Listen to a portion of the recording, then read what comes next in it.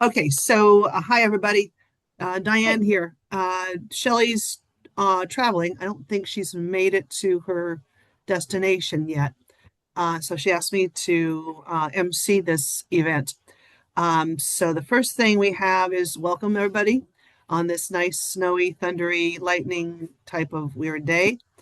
And I'm going to turn this over to Debbie Cover to introduce our speaker. Okay, many of you will recognize Bonnie Cummings, who is our speaker tonight. She's a gold level master gardener with more than 6,000 volunteer hours. She's been a master gardener for almost 26 years and is a past president of the organization. She's served as chairperson for the Butterfly Garden, the Youth Master Gardener program, and the Sensory Demonstration Garden. Tonight, she's presenting on proper pruning procedures. In 2002, Bonnie took a class offered by a certified arborist, Greg Mills. After passing the class and earning the necessary volunteer hours, she became certified as an Indiana tree steward. Over the next 10 years, Bonnie participated in tree planting, watering, and pruning of trees at parks and neighborhoods in Floyd County, and giving programs on this at local libraries. Welcome and thanks to Bonnie for being willing to share her knowledge with us. You're welcome. I have to admit, I'm a lapsed tree steward, but I did spend 10 years doing it, and hopefully everything is still correct. So let's share this thing. Play. You already shared, you just need to start it. Yep, I know, except that there's a little black bar that covers my play button. There you go. Hopefully. It's trying, but I don't know. Just pull it down and see if you can pull it down. There you go. Okay, maybe that will work. There you go. Okay, we good? There you go. All right. So, pruning trees and shrubs. This program is generally billed as the what, the why, the when, and the how of pruning. And we'll cover each of those things in turn. Ted, I'm stuck here. Ted, Lisa, it's not taking any of the commands. Why would that be? Click inside where you're presenting at. He must have clicked outside of it. There you go. Yeah, but I don't know what I did to get it there. We'll see if it continues. So, in any event, what is pruning? Pruning is simply the removal of branches. Ted, come here, please, because I can't make it advance. And I don't know what to do to make it do that. This has not happened before with this black bar across the top. Click OK. I can't click OK because I don't have a Cursor? Yes, I don't have a cursor. There. There? Yeah. Now let's try that again and we'll. Yeah, I got to get out of that. I can't make it do. Okay, folks. Sorry. That's all right. Take your time. Panic, panic. You're amongst friends. There you go. There it works. Okay, so why do we prune? We prune for three basic reasons, and that's to improve or maintain the health of a plant, reduce hazards, and for aesthetics. And for home gardeners, aesthetics is generally the most important reason why we prune. For health, we have to keep in mind that every cut is a wound. Plants don't heal like people do. They seal or compartmentalize. So in order to have your priorities in order, you can do dead wood anytime, and then you can do diseased or decaying as determined by the cause and the season. But remember that the younger that you do a plant, the smaller the cut, and therefore the smaller the wound. For hazards, there are questions you need to ask. Does it pose a danger to life or property? And what happens if nothing is done? For instance, if you have a tree in a forest, like our ash trees are often, they are standing and dead. What happens if nothing is done to remove that tree? Probably in a forest, nothing. So leave it alone. But what's wrong with this picture, do you think? This is an actual photograph taken in New Albany, probably 20 years ago. I wondered at the time, what were these people thinking? They certainly did not prune for aesthetics here. And it looks to me like they must have gotten the permission of the people on the far side to leave what they left while butchering their own side. The fence there is on the far side of that butchered tree. In Indiana, if you plant a tree on the property line, you can't take it down without the permission of the party next door. But if it's entirely on your property, you can do anything you want to with it. But if you look very carefully at the base of this tree in this picture, you will see that there is a picnic bench there. So what do you think happens in the next big windstorm? Which direction is that tree going to fall? I predict that it's going to fall on that picnic bench, which would then make this a hazard and probably needs to be removed. When we prune for aesthetics, remember that it is the eye of the beholder that decides what goes and what stays. Obviously, somebody thought that this looked okay to leave. Not me, but somebody. Generally, when you have a tree that you have planted, you will train it to the size and shape that you want. And it's best done when it's young, and that's after the first year of planting. You also need to know what result you're after, because if you don't, you're not likely to get it. And you need to use proper tools for this process. So tools and timing. Tools, you can see that there is a picture which has come up on the right side of your screen, and it shows two different kinds of pruners.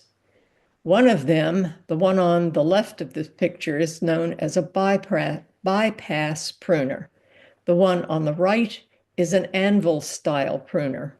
You want to avoid the anvil style pruners because they tend to crush rather than cut, even if they're sharp, even if they are the ratchet variety. Remember that a pruner is intended as a hand tool, and you won't be using anything bigger than, say, your little finger to cut with. So it fits neatly in the inside that bypass area. God. I'm Damn. sorry. Okay. You don't want to use climbing spurs if you climb the tree, and you need to be careful not to damage the bark or the cambium layer, and you need to avoid spreading diseases, so you need to sterilize as necessary. Here's a picture of other types of pruning tools. The long one is the lopper, but it, again, is a bypass type. And then there are two different small saws here. One of them is the one on the left will fold. That's my favorite pruning saw because it will fold up and put in my back pocket, and I don't have to lie it down somewhere where I'm going to step on it. There are other non-shown tools here. For instance, there are are the type of pruning tool that is a shear. And the shears come in handheld or they come in power. And then there's my husband's very favorite pruning tool, which is a chainsaw. Okay, it's doing it again. Hang on, guys, while I get rid of whatever it is that's in the middle of this screen. I have to close it out. I have to close it in order. I can't even get it to close now. Move on, see if you can move on. No.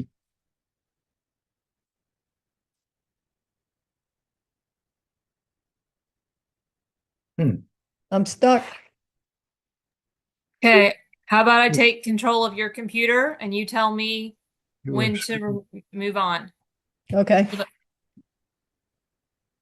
Okay. It's going to send you a request that you have to okay it. I can't raise a cursor. It has blocked all of my ability to use the cursor. If I could, I'd be back to where I need to be. But this has never happened before. cancel.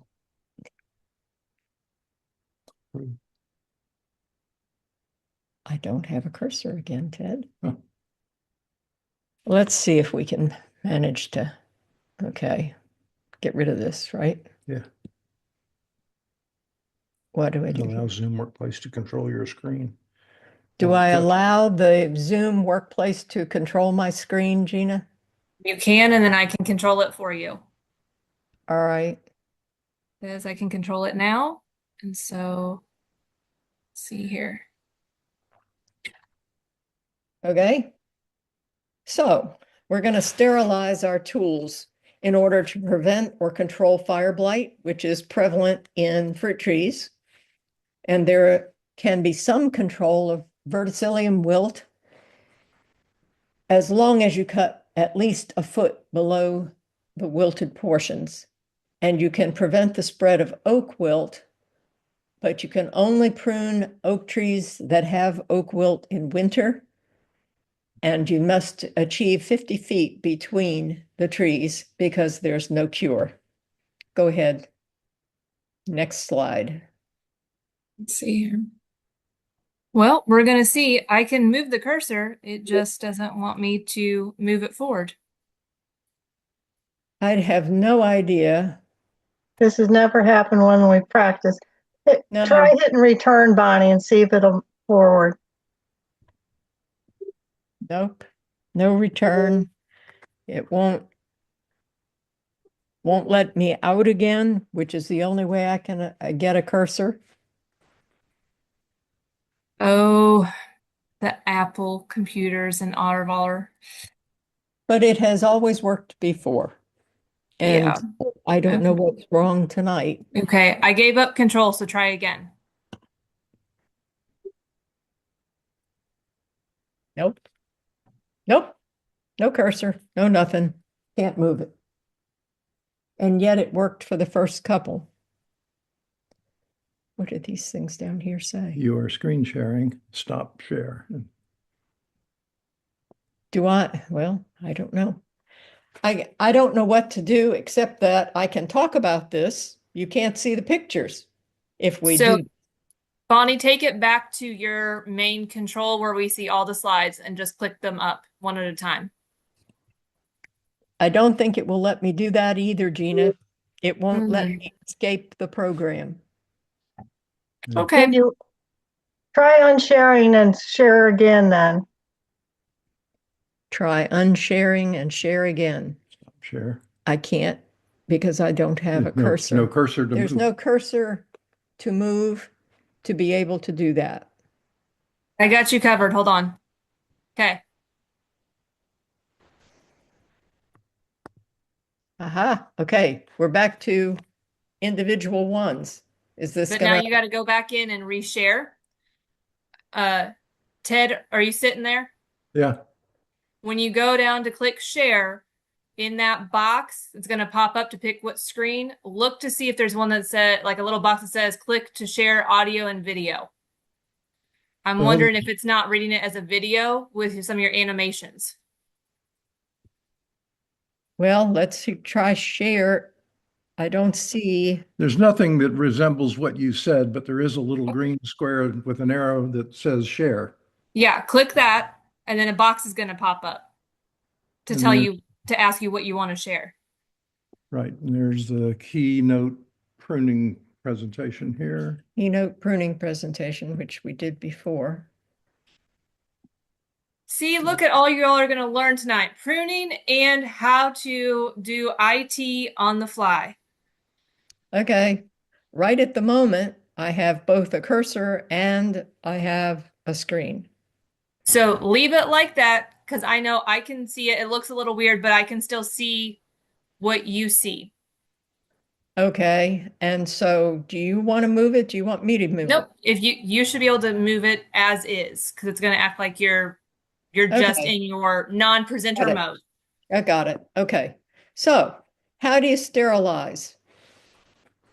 When you need to do the dipping of your pruner in between cuts in order to be able to be sure that you're sterilizing correctly.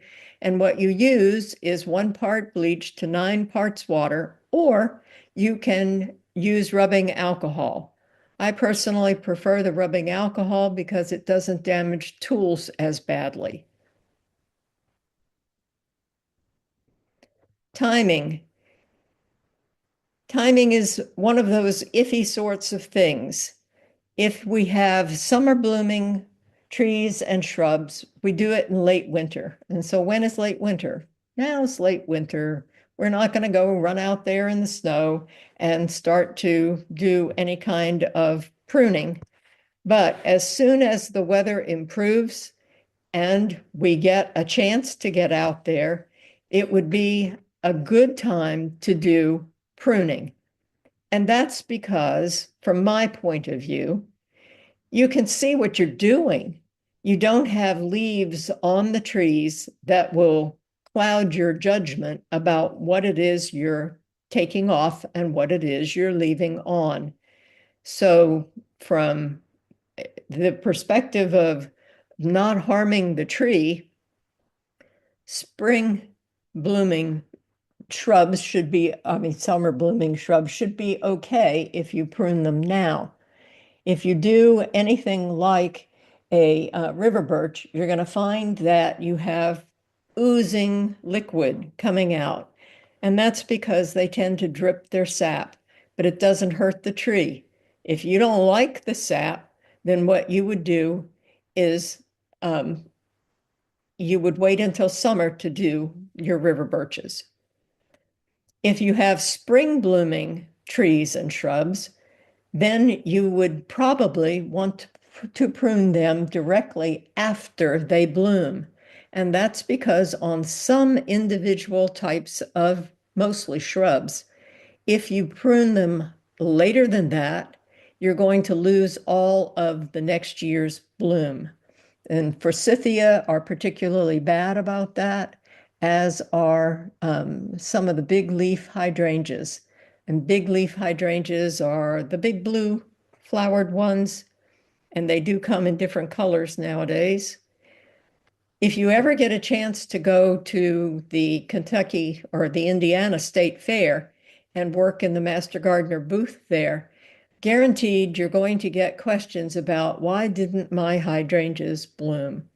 And so first you need to ask a few questions about that in terms of what kind of a hydrangea do you have? On the left, you will see that there is a picture of an oak leaf hydrangea, and on the right, there's a picture of the big leaf hydrangeas. Both of these bloom on 1-year-old growth.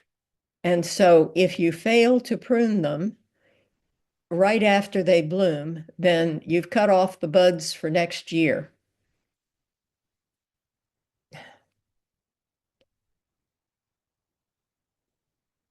There are types of hydrangeas that bloom on new wood, and new wood is defined as this year's new growth.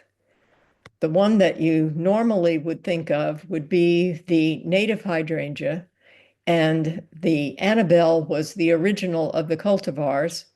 It has one drawback that I can think of, and that's that they have such big blossoms that they tend to flop over a lot. If you prune them in the spring, before the new growth starts, you can prune them either all the way to the ground, or you can leave about a foot high. If you leave it about a foot high, it might help to be able to strengthen the new growth and they won't flop over quite so badly. There are some do's and don'ts of pruning, and you can avoid most of the problems by starting young. If you buy a tree from a nursery, you're going to find that it's either been not pruned at all or not pruned the way you want it to be. So in this picture, if you can see the picture at the top right of your screen, that's what you're trying to achieve in the end, but it's going to take you 6, 7, 8 years to get to that point. And so what you want to do is,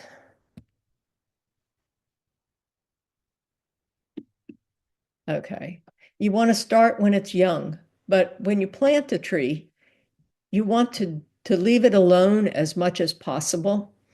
So you're going to take off anything that's dead, or you have crossing branches, or you have competing leaders. And in the picture before us, which we'll try to do again, you can see that when it came out of the nursery, it had 3 leaders, A, B, and C. You need to take out 2 of those to be able to give the tree the direction in which to grow. It's kind of like an organization. You need somebody to lead it in order for it to go in the direction you want.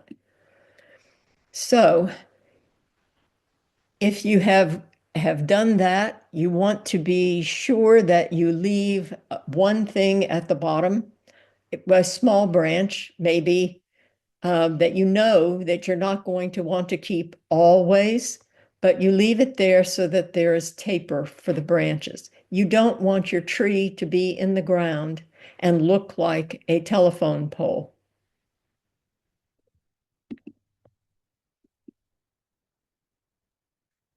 I'm sorry, guys, this is hard to do. Okay. The first tool in your toolbox, it's a virtual tool, but it's knowledge, and it helps to know how branches attach to a tree. You need to understand how that happens in order to find the branch bark collar and to determine the proper place to prune off a branch. Young trees come in basically 2 varieties.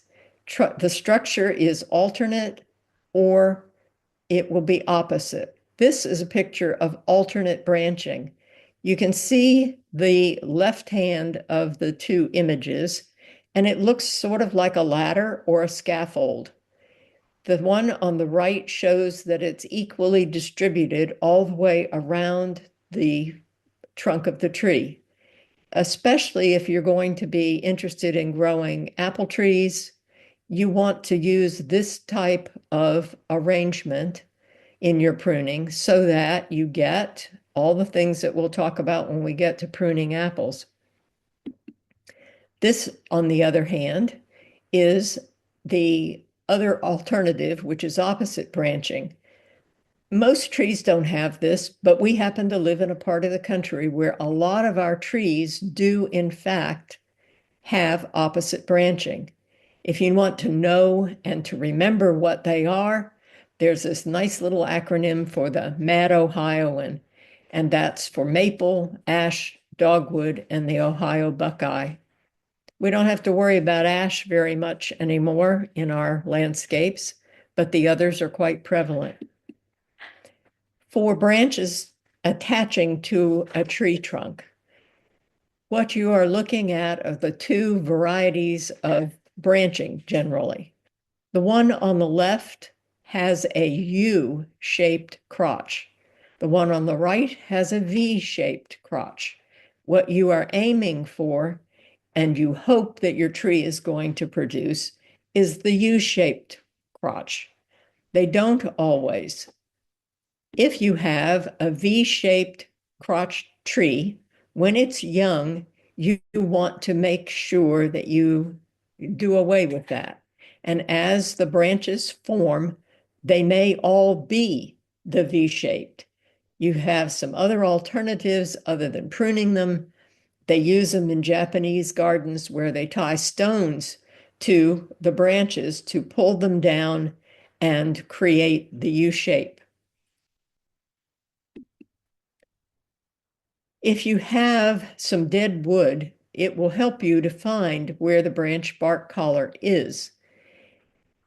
You will want to be sure to follow the example of the dead branch because it has formed its own way to know where the branch bark collar is. You can see that there are kind of wrinkles on the trunk of the tree that will give you a clue as to where this begins.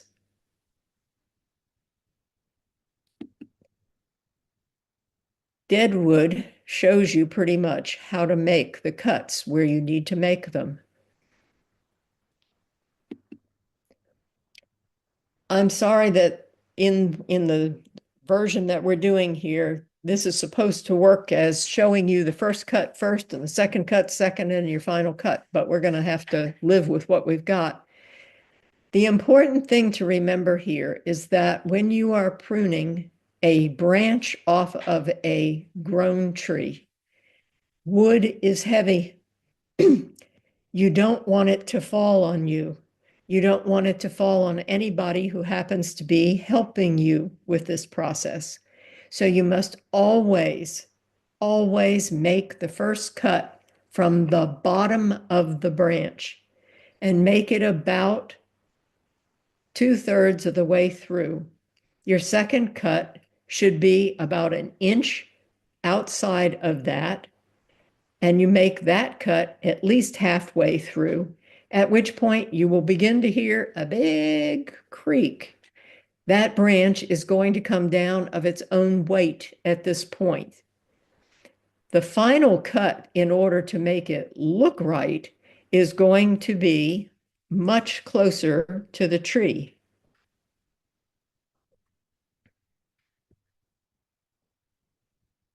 It will always be in front of the callus roll, and never, never should you break into the branch bark collar. You don't want any of these varieties that are shown in the picture. These are all because someone failed to make that bottom cut as the first cut. A tiny rip can create a reaction that will allow for disease and insects into the tree and will cause perhaps the death of your tree. You don't want any of those type of cuts. What you do want is what we call the donut hole or the donut. For whatever reason, the picture on the right shows a tree in the forest that has been done correctly.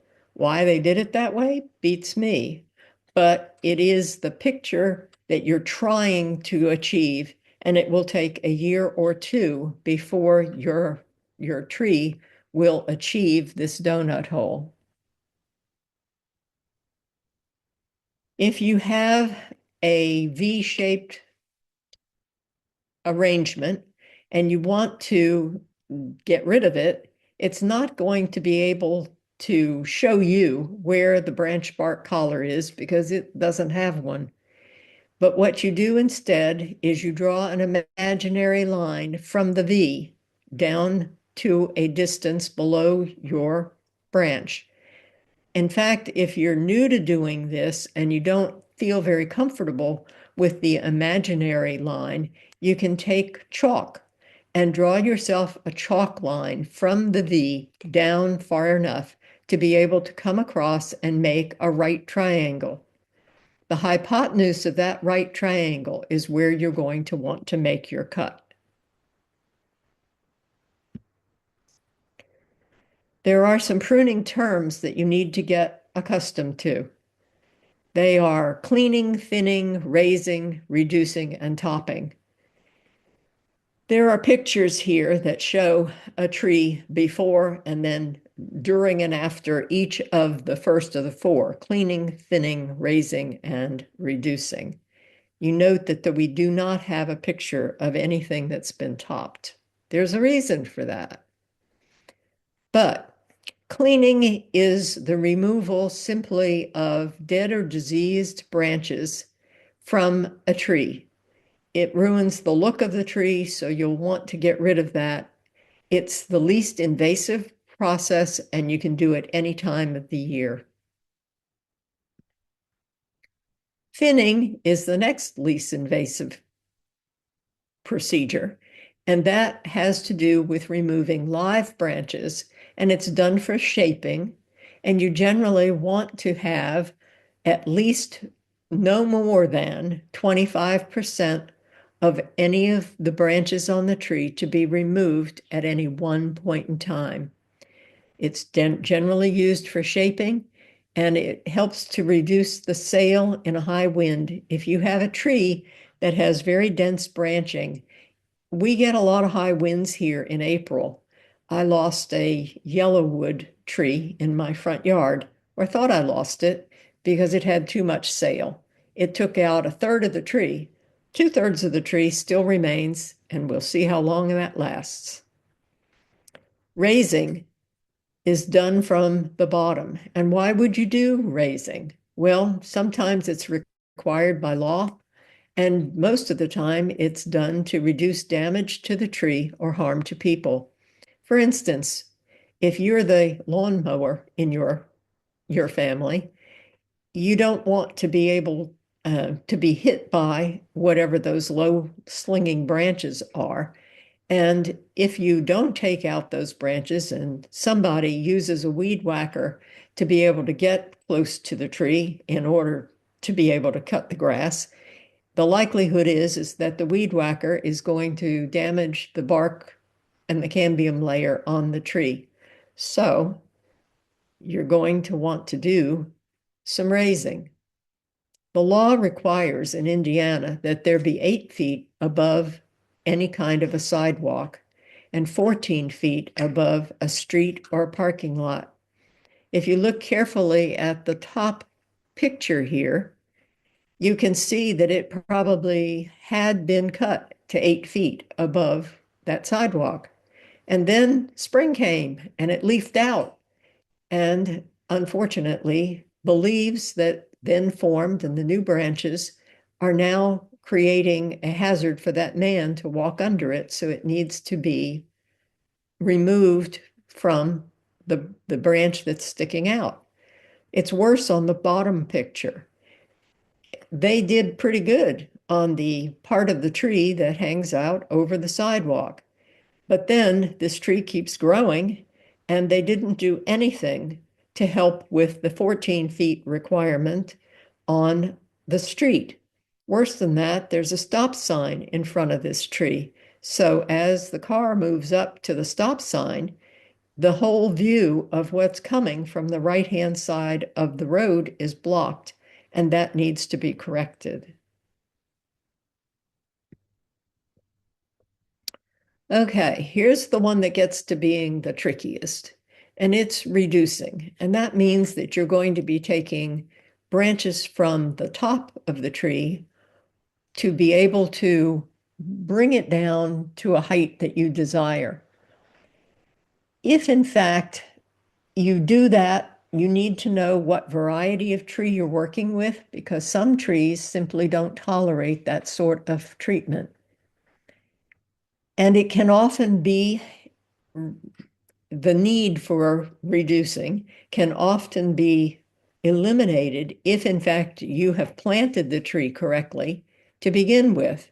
There are some spacing requirements that will, or guidelines, I guess they're not required because people don't use them, But if you are planting specimen trees, you need to leave at least 30 feet between your specimen trees.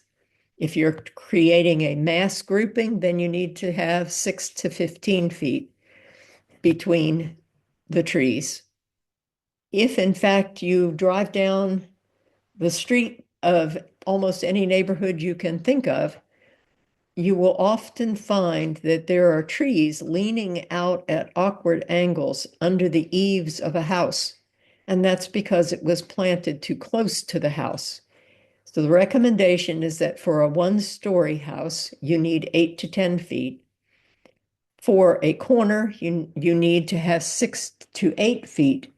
And if you're under a power line, you must have less than 25 feet. If you don't allow for either planting a tree that will never grow to higher than 25 feet, or you've pruned it to where it won't grow to more than 25 feet, the power company is going to come by and do it for you, and you probably won't like much what they do. If we are going to reduce a tree, there is a formula kind of for this. It's called drop crotch pruning. And in order to do it properly, you need to make sure that the direction that you're going to leave a branch is where you want it, and it is already a half to a third of what the existing branch is. And that's what this diagram is trying to show. You're going to take off the part of the tree that is growing upright, and you're going to change the direction of the tree. And you're going to use that method that we looked at before, where you draw yourself an imaginary line and then come across on the hypotenuse of the triangle that's formed there. You don't do tipping and you don't do topping. Topping is not a good idea. In April, when we have our high winds generally, we're going to lose branches off trees. We're going to lose trees. There are going to be people who come and knock on your door, and they're going to offer to help you. They're going to offer to top that tree so that it's not going to be a problem anymore. I'm saying this as just a homeowner myself. I have had people come and offer to top my trees. However, you don't want to have them do that, and I recommend that you find somebody else, because if they're recommending that they top your tree, they're not a licensed arborist, and they're probably not going to do what you want. There are reasons why you don't want to top a tree. This picture shows them about as well as one can get. If you top a tree, you run the risk of it being starved to death, because now you don't have enough of greenery to be able to photosynthesize appropriately. You can send the tree into shock. It also, and the worst thing that it does, is it creates this rapid growth. You can see here in this picture, and I hope you can see it, the xylem, the phloem, and the cambium layer actually occur in bundles throughout the bole of the tree. And that's where new growth is going to try to come. You don't have the opportunity ever again to grow a tree that will be the same diameter at the top as the part that you lost. It's going to cost you, obviously, somebody's going to charge you for it. And then it's actually going to create the most unpleasant, the most unpleasant look that you can think of. Sorry, guys, we're losing one.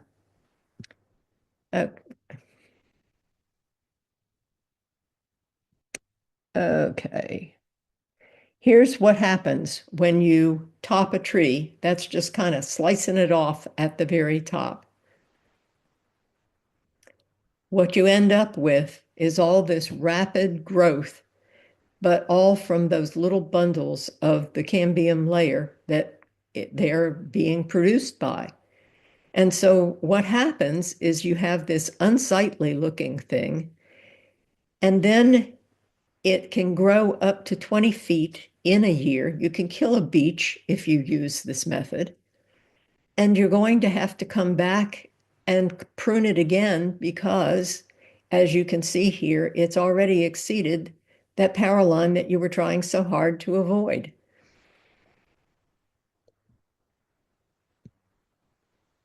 So is topping ever good? Well, topping can be good if what you're trying to create is a hedge or an espalier, and only after the tree has reached the desired height that you ever want it to be. And it will require some additional cuts to the sides as well as to the top.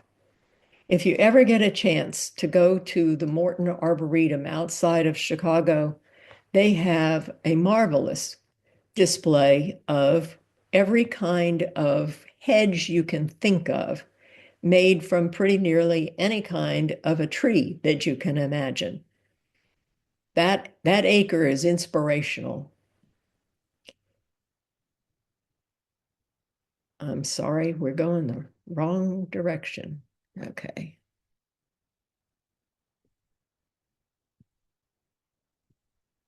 A slide has moved. Okay, here's a hedge. I don't know what kind of a bush, tree, whatever it was to begin with. It looks maybe like an arborvitae.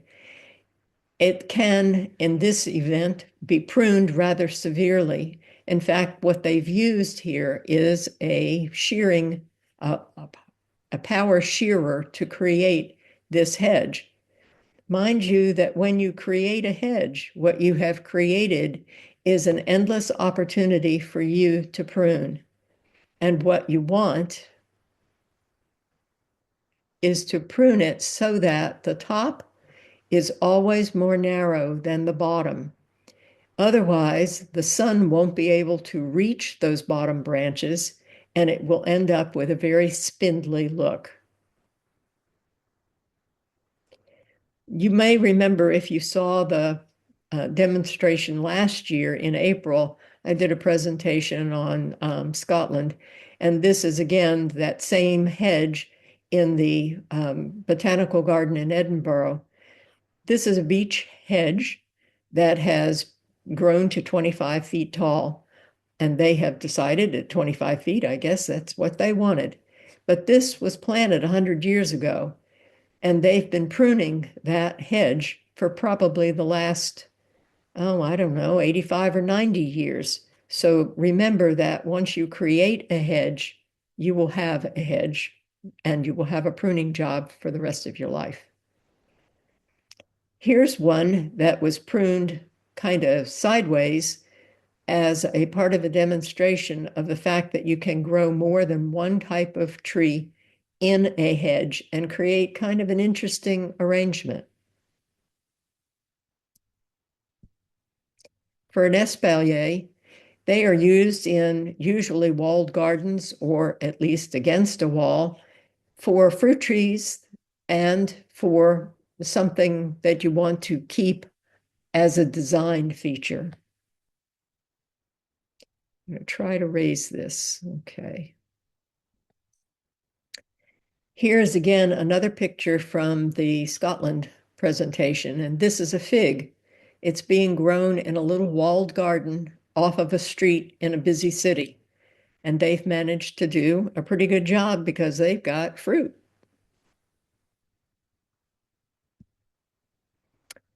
If you want to create an espalier, you may, but you'll need to have some alternate kinds of support until the tree is big enough and strong enough to be able to support those horizontal branches.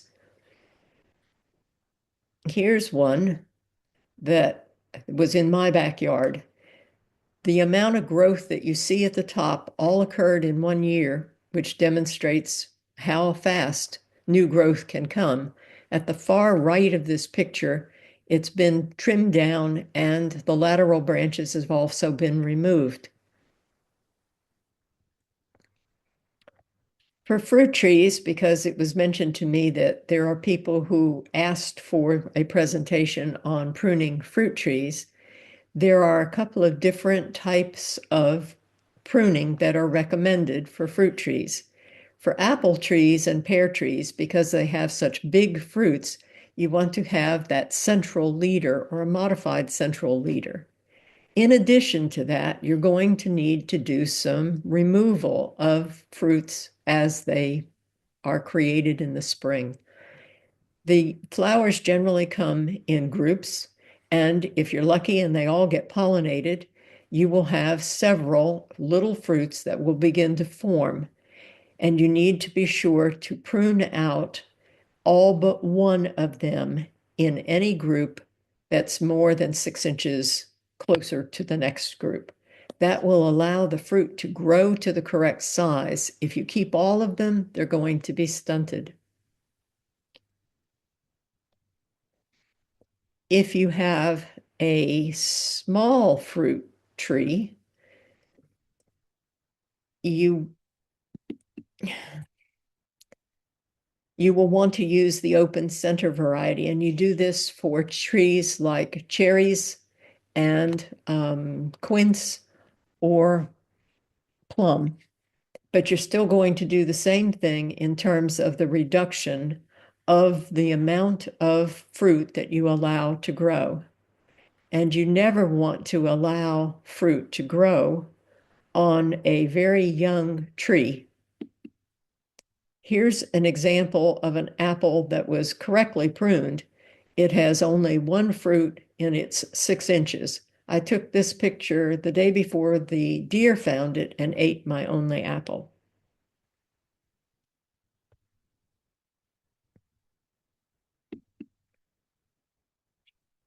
So one of the things that you want to do with fruit trees is that you want to make sure that you have a tree whose variety you know, so you know what to expect.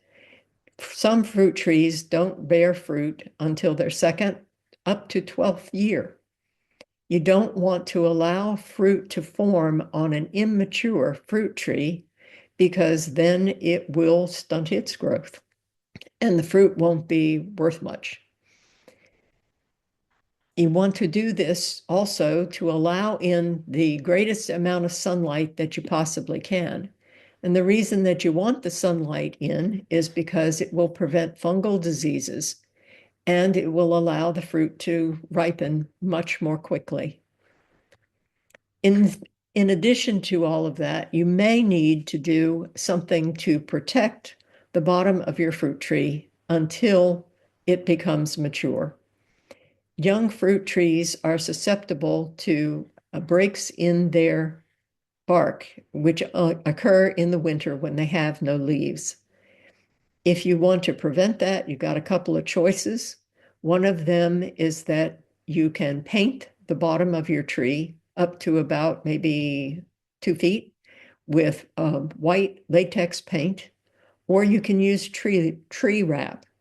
If you use tree wrap, you put it on in the fall before the tree loses all of its leaves, and you leave it there over winter, and you take it off in the spring because otherwise the tree wrap will encourage insects to burrow under it and will increase the chances of insect and other types of diseases. So in summary, proper pruning principles include pruning judiciously, avoid topping mature trees, no more than 25% off at a time, eliminate the included bark early. Shaping is a gradual process. Use proper pruning cuts and use sanitary procedures. I'm pretty sure you all are as glad as I am that that's over with. I apologize that we weren't able to do a better job than that, but if you have any questions, please ask them. That was great, Bonnie. Thank you. And thank you for hanging in there. Do I need to unshare at this point? You can. If there's any questions for Bonnie, please put them in the chat. Joanne says that you did a great job, Bonnie. Thank you. She's being kind. No, she's not. No, She's that being was well realistic. done. Yeah. Thank you. And the Thank you. visuals really helped. Thank you. They do. And they would have been much better because a lot of them had lots of fancy things that went with them that don't work this way. You're getting lots of positive feedback in the chat. Thank you. Any questions? See, Bonnie, you were so thorough, there's no questions. Aha. Bonnie, Either this that is fine. You may have touched on something. I think Gina's right. Zoom can't do animations like that. And that's probably where the problem was. that may be because I have not ever done this presentation via Zoom before. Yes, we did. Did we? Well, we did it the And other they all day, worked. and they We all did it worked the twice. other day. You're right, we did. But I mean, in terms of for a big group like this, I've never done it by Zoom. No, but I don't think it made a difference. We do have a question. Deb Slentz asked, can you explain the open center method? The open center requires that you, as a young tree, do not have a central leader. If you recall the picture that I showed that had when you bought the tree from the nursery and it had three competing leaders. For the apples, you wanted to take out two of the three of those leaders. You're going to need to leave a central leader at least as past the first year of the growth of that tree, at which point a small new branch will have come out a few inches below your central leader. In about year 3, you're going to take out that central leader and allow the branches that have formed to left and right of that central leader to become dominant. That will create your open center. Excellent. Ed Fortner comments that lilac is another bush to trim right after spring bloom. Probably true. And then Anything that blooms in spring is best pruned immediately after it prunes, is bloomed, has bloomed. We do have Purdue publications that give the list of when to prune different things. So I can link that to the video when I post it to YouTube. Okay, that sounds like a good plan. There's also a publication, and I'm not sure if Purdue has one. I know the University of Kentucky has one that has a list of small trees that are recommended for planting under power lines. It's better to plant the right tree in the right place than have to do a great deal of pruning in order to be able to save your tree. You've looked at things along the highway where the power company has come by and has pruned a tree in order to not be a hazard from their point of view, and they're just dreadful, just dreadful. Bonnie, we're continuing to get positive feedback on your talk. And there's also been a request if we could share a PDF of your presentation so people can see the diagrams.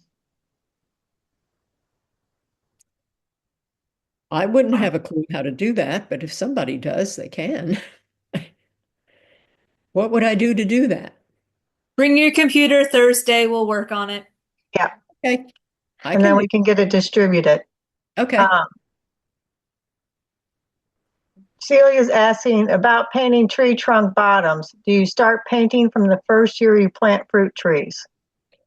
Always leave it alone for its first year and give it, you can start that in its second year.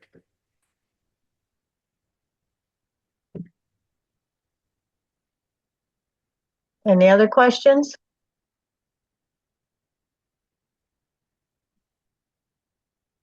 I don't see any more. So we will work on getting your presentation in a format that we can distribute as a PDF to the masses. Sure, I just don't know how to do that. Sorry. And thank you all for being a good audience. Well, let's give Bonnie another round of applause. She's getting a lot of thumbs up here and applause going down, which is all good. Oh yeah, people have learned how to use the react button, which is really good. Got a couple hearts going on. All right. So it's, yeah. And I see the Oh, little heart lovely. here and there. Thank you. And you also had the crowd excited about going out and pruning in the cold weather, Right. which is even better. Perfect. Wait a Thank you so week. much, Bonnie. Wait a week. Yeah, definitely. But thank you very much for the presentation. Now let's see, what time is it? The hearts continue. It is 7:26, and I'm going to call to order the business meeting. And first thing up is we've got the minutes, which were submitted by Bonnie Cover. No, by Debbie Cover. Debbie Cover. Right. Oh, And yeah, I've sorry got, about that. Yeah, I'm that's looking okay. at it, reading it, and getting it wrong. So there you go.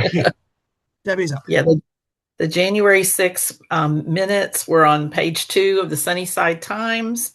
And if there are no changes or corrections, I would entertain a motion to approve them. I approve. Motion to approve. Who was that? Bonnie. Bonnie. Okay. Do we have a second? It looks like Karen Allen seconded. Did I get the name right? Or Alexander? Yeah, Okay. Karen I'm seeing a bunch Alexander. of, okay, I'm Karen seeing a bunch Alexander of thumbs ups. So yeah. Great. So all in favor, thumbs up. People are wondering. It's under React too. Also, I should say. No fair cheating and putting a lot of thumbs up. Yeah, it looks like you got a lot of thumbs up. Yep. Great. And yeah, I think everybody knows how to vote now. So I would say we've got it approved. Thank you, Debbie. All right. So next up we have Mike with the treasurer's report. Okay, thank you. Okay, thank you. We started off the year with $29,394. We had receipts, pollinator day receipts of $790. Of that, $600 was donations and $190 were for sponsor fees that are starting to come in. There was a contribution to Youth Master Gardener for the Raptor program, and total receipts $890. We had 0 disbursements for January, so our ending cash balance was $30,284. Starting in February, we'll have a lot of activity with Pollinator Day especially, and be a lot more activity next month. Is there any questions for this month's statement? Okay, thank you, Diane. Thank you, Lisa. All right. Thank you, Mike. Next, Lisa's up. Refreshments for the Master Gardener classes. So Gardener classes are going well. If anybody would like to contribute a snack or dessert, I could start using some towards the end of February or in March. And all the interns have been very grateful for our contributions. They thank us every week, and I think it's really making them feel welcome to the organization. And we also want to talk about the state seed permit requirement. Right. So we recently became aware that since we give away seeds, we needed to get a permit from the state chemist office. So we hurriedly did that. It's an annual permit. So we'll have to renew it every year, and there are some requirements involved. There is a disclaimer that the state mandates what the wording is. We've downloaded that. I've made several copies that I've laminated. So if you've asked me for seeds from our Walmart donation, and I know you're giving them away to the public, I will provide that for you. If you are a project chair and you decide to buy some seed in bulk, you'll need to get one of those disclaimers from me. And also with this permit, there's specific labeling and traceability requirements involved.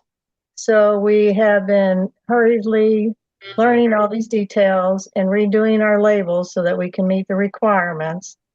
And once again, if you decide to do this on your own, I can give you the information where you can find out about the labeling requirements and get you on the right path. But very importantly, for the seeds that we collect and that we distribute through the Seed Savers group, traceability is key. Since we have this permit and the state knows we're giving away seeds, we're open to get a visit from them. They can come through and inspect at any of our events. So at any event where we're giving away seeds, we have to have the disclaimer somewhere where anybody who's coming to the event can see it. So at Pollinator Day, we're going to have it at the entrance tables and at the Seed Saver table. And very importantly, for those seeds that we collect, we need traceability. So Debbie and the Seed Saver team have had this form that they've asked you to fill out for a number of years. It's critical now that you actually fill this form out because we need the information from that to provide the correct information on the label and produce the traceability. If you would like to find out more about this, Purdue did have an advanced training presentation about this at their advanced training series, which are recorded and online, and it was on May 24th. You can go to the Purdue Master Gardener website and find that. That's it. All right. Thank you, Lisa. All right. So next up, I've got Karen Alexander talking about Speed Park. Hi, can you guys see me? Everybody sees me okay? Yes. Yes. Okay. I'm Karen Alexander. I am the project chair for Speed Park. Speed Park is an 8-acre green space, mostly green space. We have a flower garden with a koi pond in it. We have a gazebo and a flower garden, or a butterfly garden. Speed was once a project under Sunnyside Master Gardeners before the park changed hands, and now it's back under, it was privately purchased last year and is back under SMG once again. Our primary goal last year was to get the gardens cleaned up, take inventory, and then just evaluate what was missing, what's needed to bring the park back to where it was before. This year, we plan to add back many of the different varieties of plants and hopefully add an herbal garden is what we're looking at right now. That would have to be temporary because we're working on getting grants to make the park more ADA compliant. So if we did do an herb garden, it would be one that maybe we can move somewhere else if we had to move it for those reasons. We do plan to expand the butterfly garden, and that also depends on the master plan, whatever the park it comes up for the grounds on the park, how they want to design it. And so that is also in the works as expanding that. If not, Marion has done a really good job with that part of it. Our usual workday is on Wednesdays at 9 o'clock. We're open to different times to do work days because we know not everybody's retired. So we chose Wednesdays so it wouldn't interfere with any of the other Master Gardener projects that are going on. So if anyone's interested in participating with that, just let me know and we can work around it.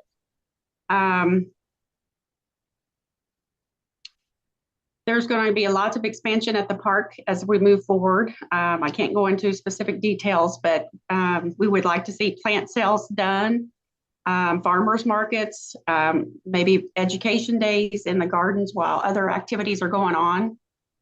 So if anyone's interested in doing anything like that, just let me know. Lastly, we're needing lots of plants, any sedges or grasses that anyone has that might, if you're out and you're dividing your plants this spring, if you have any extras of anything, please let us know. We'll come help dig them up. We just need to get some plants added back to the garden, and and possibly even expand some other areas. So That's pretty much it. Does anyone have any questions? I feel like I was going a mile a minute. All right, thank you, Karen. Appreciate that. The next thing we have is Deb talking about shout outs, Pollinator Day. Hi, it's that time of year again. So I would first of all like to say thank you to all the SMG members, your family and friends who have donated money in the past to support Pollinator Day. We are busy right now as a team prepping for all the booths with signage, educational materials, supplies for the crafts and games. And then I just wanted to give you a little bit of an update of how Pollinator Day, how it has been going for us in the past. We had 2,200 participants last year. We're expecting that again this year.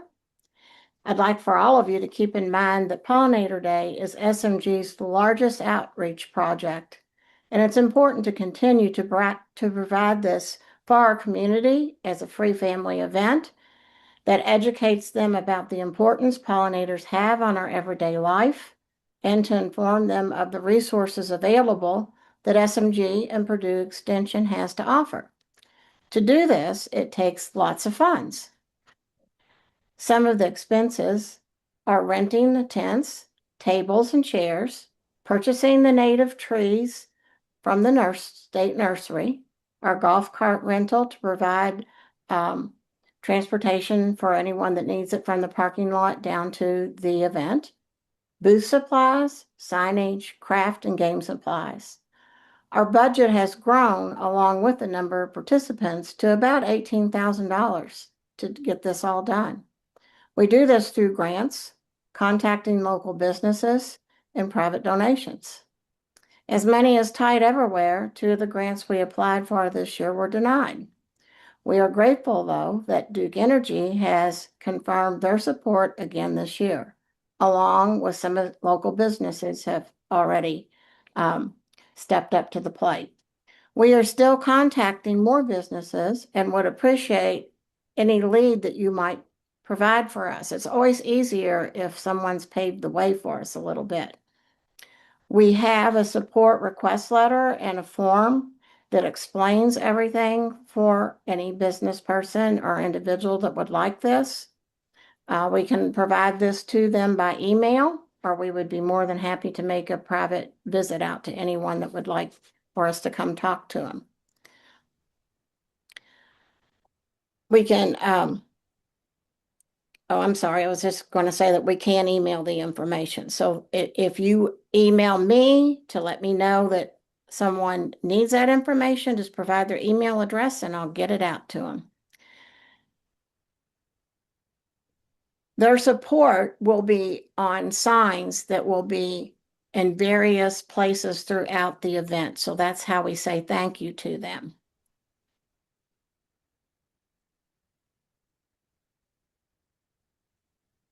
So I would like to ask the members if we could step up again with shout outs.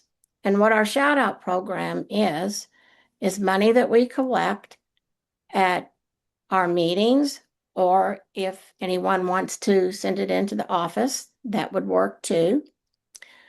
The total amount of money that we collect over the next couple of months from our SMG members will go on these signs as shout outs for pollinators from our SMG group. Last year, we had $374 from all of our generous members. And I'd like to see if maybe we could even step up and go past that goal for this year. So I will be at the March and April meeting both to help with any donations that you might want to make. And also do remember that they can be sent into the office. Just be sure to indicate that it's for Pollinator Day. We have a secure lock box there now for any kinds of SMG monetary donations. So let's just get it done. Oh, yes, the checks would be made, if you write out a check would be made to SMG. So does anybody have any questions or any ideas? Debbie, I would also just comment that they could use Venmo or Zelle. That is very true. And the instructions for doing that was in the newsletter that just came out. And that is something that I can get to them, that information, or Mike can.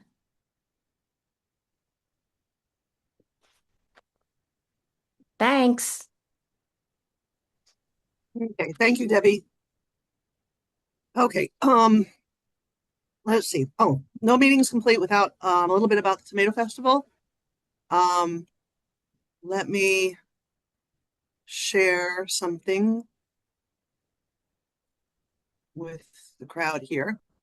Okay, so as you know, at the Tomato Festival, we have a taste testing booth, and we have our 12 different types of tomatoes selected for the taste testing booth. And they should be on your screen now. We have some nice slicers. We have paste. We have a couple of cherries. We have some snacker salad ones. Those are slightly bigger than the cherries. And we have container tomatoes because some people don't have, gardens. Husky Red is a 5-foot one. Bush Steak Hybrid, maybe about 3 feet. They don't have to be grown in containers. Anyway, what the Tomato Festival needs are people willing to start some of these seeds. We typically have around 250 tomato plants growing for the taste testing booth. And we also sell whatever tomatoes we don't need for the taste testing. But if you are, somebody who actually starts seeds and has a little bit of extra room and would like some seeds, let me know. You can make a selection of what you would like to start. We also need people who have a little extra space in their garden to grow the tomato plants.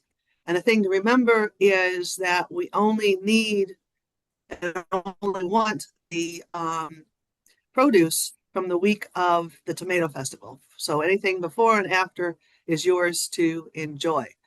So do let me know if you're interested in either starting seeds or interested in growing some of the tomato plants in your garden. Okay. Also, if you need some seed starting materials, we have a donation from Walmart, and Lisa has some of that, and can help you with that seed starting materials. Any questions on this? I'll stop sharing. There we go. Do let me know if you have any questions. Okay. Next up on the agenda, Gina, do you have things you want to talk about? Diane, Meyer yes. Craig is asking for dates for Pollinator Day and the Tomato Fest. Pollinator Day is the last Saturday in April, and Tomato Fest is the third Sunday in August, and that's August 16th. And Pollinator Day is, I don't know. The 25th of 26. So April 25th of 26 is what we're going for. All right. Quick, Karen Alexander forgot to mention about you can order your SMG t-shirts, crews, etc. on the SMG website. So go check out the SMG website. Karen, what else do they need to know? There's a minimum amount for the hats, but everything else I think you can order individually. It takes about 2 weeks, and you would pick them up right there at Porter T-shirts and across from the junior high in Sellersburg. Cool. So go check out the SMG website, see if there's anything you need for this upgrowing gardening season. Yep. To wear your paraphernalia. Diane, you gave me a gremlin who's causing fights during this meeting here. Okay. So Trix back is to a me. very nice little kitty. Back to me. So sorry. I have a whole list of notes here to tell you all. Maybe. I'm having Apple issues myself, Bonnie.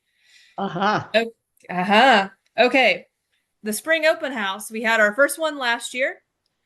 we're going to have our second one this year, March 10th. So Debbie and Brafier and I will be getting together next week to plan that out. So be looking for more information on that. That's really myself and the Seed Savers kind of do all of that.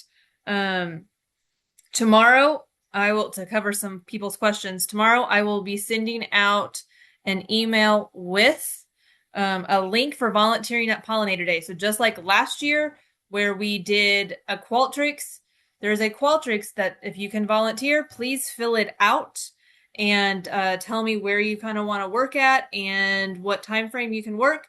This year, once you hit submit on the Qualtrics, you will get an email generated back to you that says you have submitted it. So that hopefully will ease up on the questions of, did you get my Qualtrics? Did this go through? So that will come out tomorrow. With that, I will also send out the Master Gardener class schedule. Since some of you have been asking about when the classes are, you are welcome to attend the classes. My suggestion is that you come to the afternoon class just because it's a bit smaller. But if you need to come to the evening, that's fine. Please tell me though if you're coming just so we can account for it. For Pollinator Day, Lisa forgot to mention she sent out an email about shirt orders. If you want to order shirts for Pollinator Day, they are $8 and we need those by the 21st of this month. We're trying to get everything to the printer as quickly as possible so that we don't cause them extra stress when they're doing over 2,000 T-ball shirts. So, doing that. And the final announcement is that Betty, so our office manager, is retiring at the end of March. Now, Betty's not going to see this video because Betty doesn't go looking on YouTube. There will be a card at the March meeting. If you would like to sign the retirement card, Sarah in the office is going to make a large retirement card that you all are welcome to sign. There may or may not be a party happening. So I can't give you those details yet because someone doesn't want a retirement party, but there may be some stuff in the works that I can send out later on. But we do have a card going out. Just don't say anything to Betty about a potential party. We don't want to blow it. So, other questions for me? Gina, Yes. Debbie put in the chat that the two opportunities to check out the seeds we have will be the open house and Pollinator Day. Yep. So if you want to see what seeds we have, that's the place. Those are the two places to do it. Right. We were not going to be bringing them to either of the meetings. You have to go to one of those two events to get your free Walmart seeds. Yep. Okay. I think I'm good, Diane. All right. Thanks, Gina. All right. Now back to Mike to talk about the year-end audit. Thank you, Diane. Karen Bohannon was gracious enough to do the audit this year. Got the books to her about the middle of January, and she reviewed things, and we had a follow-up meeting. Shelley Saluski and I met with Karen about a week and a half ago. She signed off on the audit, and everything came back fine. So if there's any questions, let me know. So thank you very much. All right. Thank you, Mike. All right. Let's see. I have an item that needs to be voted on. It was mentioned in the last meeting. We made the executive board made two changes to the policies and procedures. The changes were due to changes that we do have in the policies and procedures. We wanted to make the written form look like what is actually happening. The first one deals with the policy number 5, the scholarship information. We updated the date of sending the information to the schools to get out to the potential applicants, the students, and also the deadline for the submission. The change was made to make it more in line with what happens with every other scholarship that the kids deal with. And we have 5 scholarships to review. That's just an aside, sorry.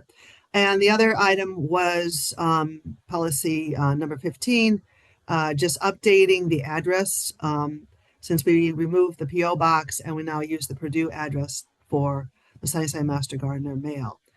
And so we're bringing those changes to the Sunnyside Master Gardeners. And so we need a vote on those. I should ask if there's any questions on those. And if not, all those in favor. Wait a minute, I move to approve. Okay. Oh, that's right. Somebody has to move. We have one motion to approve. A second. Second. All right. Thank you. I'm a little out of practice. Okay. So all those in favor, give me a thumbs up from the react button. I got 20 thumbs up. Oh, excellent. Okay. I'll let you continue. And Diane, as they're voting, if you want a directory, if you want a printed directory, I should say, you need to have an email to me by the end of business day on February 10th.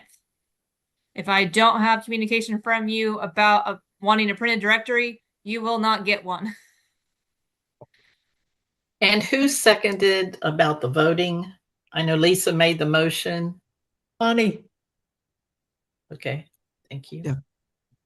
All right. All those who disagree with those changes, raise your thumb. All right. All right. So those changes have been changed. The changes will be incorporated into the policy and procedures and to our documents. All right. Is there anything else that I'm missing? And I'm asking the executive committee or I don't think so. Okay. If not, what we need are the education hours and the volunteer Hold on, hours. we have one question. We have a question. If you don't want to print a directory, it goes on the SMG website under the members only section. Right. So you can still see it. The electronic copy is the members only section of SMG. Okay. Any other questions?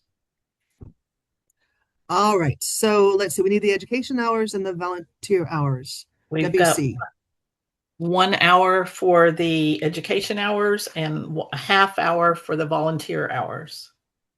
Okay. So 1 hour for education and 0.5 for volunteer. Right. And then I do need a motion to adjourn. I've got Jane Archer, I'm assuming, or she's voting. Okay. A second for the motion? Second, that's Bonnie. All right. So all those in favor of adjourning, say aye, or actually thumbs up. Otherwise, we'll stay here all night and just sort of wave at each other. I think we can do that too. All right. Well, this has been a good meeting. Thank you, everybody, for being here. I much like this better than going out into that weird snow that we had tonight. Thank you again, Bonnie, for that wonderful presentation. And once it's all, and everybody, actually what they need to do is sharpen your pruners and your saws. Get everything ready for when we do have a winter thaw here, okay? Diane, this is Mike. Our next meeting is at Prosser in March. So that's all scheduled out. March 3rd, Prosser at 6:30, normal time. All right. If there's nothing else, then I will see everybody at the next meeting. Thank you all for being here.